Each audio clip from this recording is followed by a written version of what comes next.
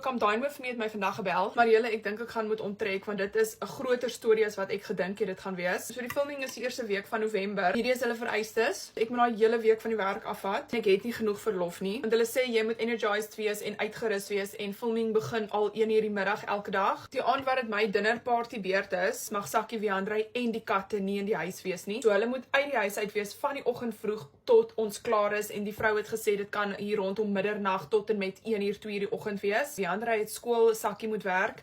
Hierdie is nie die goed waarna ek gedink het toe ek opgesign het nie, nee. Hulle moet ook toestemming kry by ons landlord om die filming te doen in die huis, omdat ons nog hier. Hy sal nie 'n pyn hê nie, my landie is baie chill. Hulle vra al jou social media handles, soos sy het my hele TikTok gekyk. Toe vra sy vir my, het ek enige professionele kosmakery skills of training of enigiets soos daai, want jy mag dit nie as jy op 'n show gaan nie.